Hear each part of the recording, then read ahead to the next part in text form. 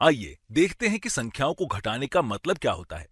हम कह सकते हैं कि हमें यहां पता करना है कि 4 घटा 3 बराबर क्या होता है। यहां इसे हल करने के लिए हम किसी 4 वस्तुओं से शुरुआत करते हैं। आइए यहां 4 वस्तुओं को बनाते हैं। तो यहां ये 1, 2, 3, 4, इसलिए यहां पर ये 4 वस्तुएं हैं। और जब हम घटा 3 कहते हैं, इसका मतलब ये होता है कि हमें 4 से 3 घटाना है। या इसे इस तरह समझ सकते हैं कि हमें 4 वस्तुओं से 3 वस्तुओं को कम करना है। आइए इसे हल करते हैं। पहला अलग कर लेते हैं, ये दूसरा भी अलग कर लेते हैं, और अब ये तीसरा भी अलग कर लेते हैं। ध्यान दें, यहां हमने 1, 2, 3 यानी 3 वस्तुओं को अलग कर लिया है। तो आइए देखते हैं कि अब हमारे पास कितनी वस्तुएं बची हुई हैं। ठीक है, अगर हम 4 वस्तुओं से शुरू करते हैं और 3 वस्तुएं अलग कर लेते हैं या घटाते हैं, तो हमारे पास सिर्फ एक वस्तु बचती है, जो ठीक यहां पर है। इसलिए 4 घटा 3 बराबर 1 होता है। आइए अब इसकी तरह एक और प्रश्न हल करते हैं। हमें यहां पता करना है कि 5 घटा 2 बराबर क्या होता है। हम इसे दूसरी तरह से कह सकते हैं कि हमें यहां कुछ पता करना है, या हम इसकी जगह कुछ प्रश्नवाचक चिन्ह लगा सकते हैं। आइए इसे अच्छी तरह समझ लेते हैं। मैं इसे यहां करता हूं।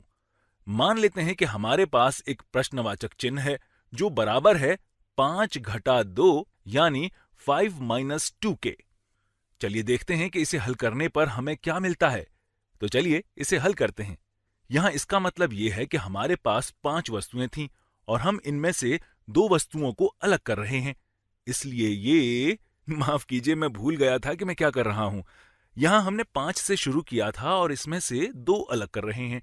तो यहां हमारे पास 1, 2, 3, 4, 5 यानी 5 वस्तुएं हैं और हम इसमें से 2 अलग कर रहे हैं। तो आइए यहां से 1 और 2 यानी 2 अलग कर लेते हैं। इस तरह हमने 1, 2 यानी 2 अलग कर लिया है। अब आइए देखते हैं कि हमारे पास क्या बचा है। यहां हमारे पास ये और ये बचा है। आइए इसे दूसरे रंग में करते हैं। तो अब हमारे पास ये बैंगनी रंग की वस्तुएं बच गई हैं। आइए इनको गिनकर देखते हैं कि हमारे पास कितने बचे हुए हैं। तो अब हमारे पास 1, 2, 3 यानी 3 बच गया है। हम कह सकते हैं कि 5 घटा 2 बराबर कुछ होता है। यहां पर कुछ 3 के बराबर है, इसलिए 5 घटा 2 बराबर 3 होता है। अब मैं इसके बदले में 3 लिख देता हूं।